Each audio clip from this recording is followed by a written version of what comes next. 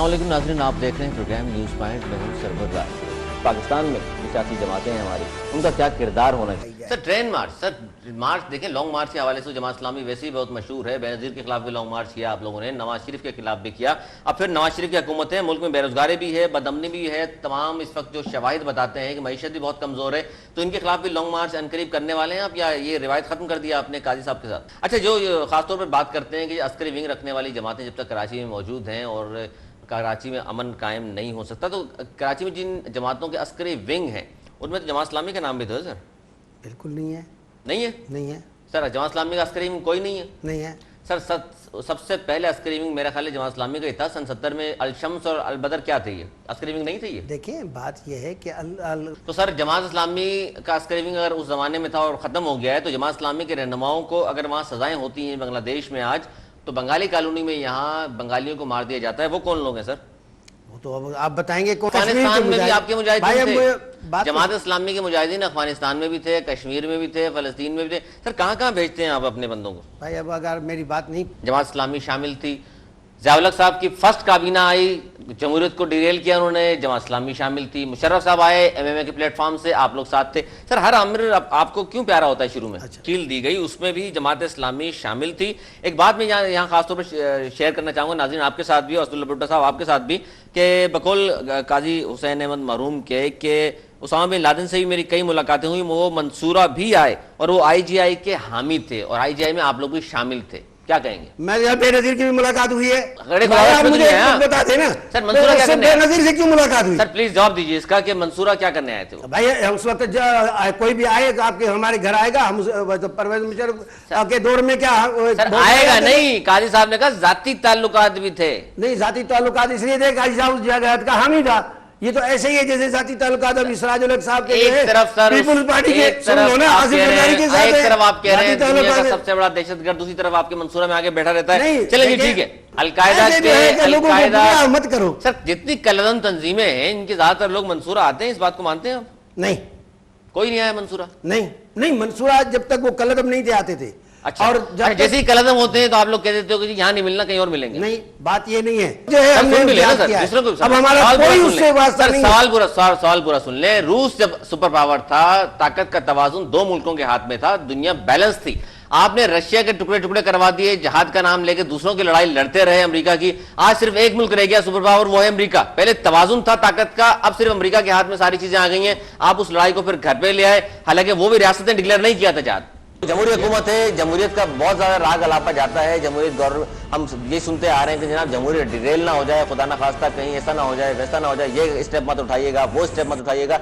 इस्लाम और जमहूरियत किस तरह देखते हैं आप? इस्लाम में कहीं जमहूरियत नहीं है, इस्लाम टोटली डिक्टेटरशिप पर बिलीव करता है। उसकी वजह यह है कि अगर इस्लाम में कहीं जमहूरी हुकूमत का निज़ाम होता तो सबसे पहले इस्लाम के सरकर्दा रूह रवा सैयदुल अंबिया हज़रत मोहम्मद मुस्तफ़ा सल्लल्लाहु अलैहि वसल्लम जो है वो एक जमहूरी निज़ाम डिक्टेटरशिप। देखिए नहीं मेरा इख्तिलाफ इस बात से नहीं हुक्म सर, एक मिनट, आपने हुक्म चलता था, इसने नहीं होता। इसके बाद की बात सुने ना आपने कहा रसूलुल्लाह सल्लल्लाहु अलैहि वसल्लम का डिक्टेटरशिप वाली बात आपने कर दी, लेकिन कुरान जब ये कहता है कि शूरा बैनहुम के तहत आप फैसले कीजिए, शूरा बैनहुम क्या है? मशावरत। सर डिक्टेटरशिप में मशावरत होती नहीं है। देखिए डिक्टेटर तो फर्द वाहिद करता है। जब कुरान कह रहा है कि शूरा बैनहुम के तहत फैसले होंगे तो फर्द वाहिद कहाँ रह गया? इट्स मीन कि 4 5 6 10 जिनको बेहतर आदमी समझते हैं, आप दानिश्वर समझते हैं, कौम के उनको बुलाएं और मशवरा करें उनसे, आप फिर जो फैसला मुत्तफिका हो वो सामने आएगा। कोई और बच्चे बाहर पढ़ाते हैं, बाहर हैं, रहते बच्चे बाहर हैं, आप सिर्फ हुक्मरानी के लिए मौजूद। बयान है वो भी मैं शेयर करना चाहूंगा। उन्होंने कहा था कि फौजी अदालतें अवाम की मर्जी से कायम की गई। ये तो बिल्कुल अवाम की आवाज़ है, अवाम के दिल की आवाज़ है। जिस तरह बर्बरियत सफाकियत के पूरे मुल्क में मुजाहरा दहशतगर्द कर रहे हैं, सिविल गवर्नमेंट नाकाम है सर, सीधी बात है।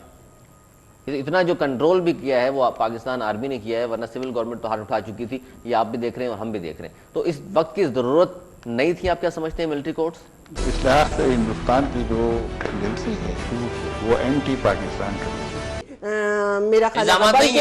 उनके इंतहाई करीबी दोस्त 45 साल पुराना दोस्त जो शुगर मिले, जिन्हें आपस में माशाल्लाह एक दूसरे ने बंदरमाट की हुई है, वो फरमा रहे हैं कि जनाब आसिफ अली जरदारी साहब, मैं नहीं कह रहा हूँ, आसिफ अली जरदारी साहब से बड़ा करप्ट पाकिस्तान में कोई नहीं है।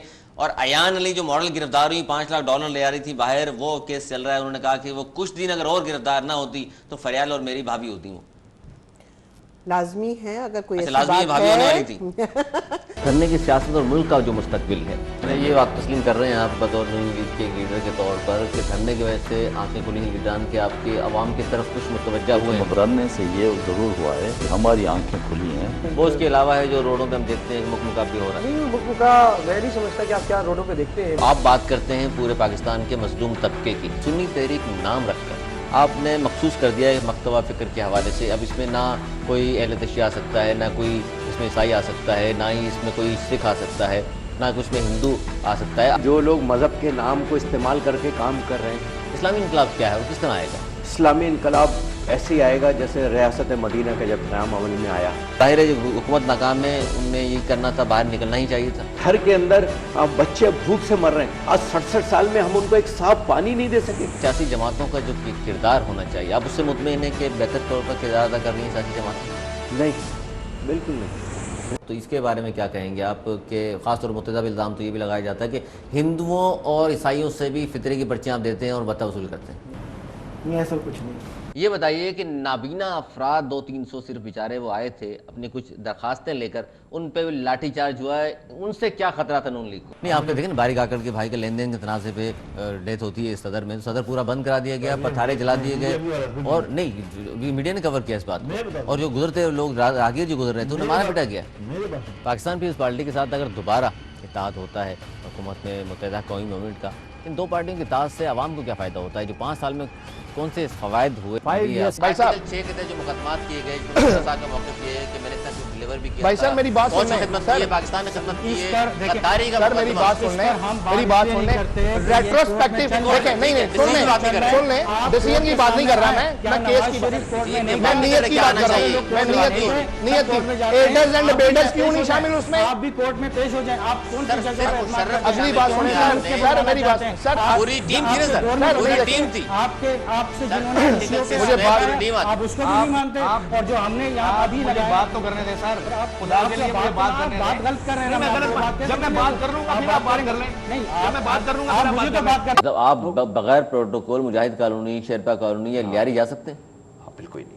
بدنامی پھیلانے کے لیے آخری بات کیا کہنا چاہیے لیتے تھے جو وہ شہباز شریف اٹھ کے کھڑے ہو کے بولتے تھے ہم تو کام کرتے ہیں نا بھائی ہم اس لیے اقتدار بھی کرتے ہیں ہم اگر ایک کام نہ کرتے ہیں تو کیسے کریں پروگرام کا وقت ہوا پروگرام کا وقت ہوا ایسا بس آپ تو آئے نہیں سامنے آپ تو ڈر کے بھاگ گئے آپ دونوں کا موقف جو ہے عوام نے سن لیا ہے اور ہمارے اس پروگرام کے ذریعے ناظرین پروگرام کا چونکہ وقت ختم ہوا آخر میں یہ کہوں گا کہ یہ بات نہایت خوش آئند ہے کہ یہ تحریک انصاف اور متحدہ قومی موومنٹ کی قیادت نے بالغ نظری کا ثبوت دیا ہے.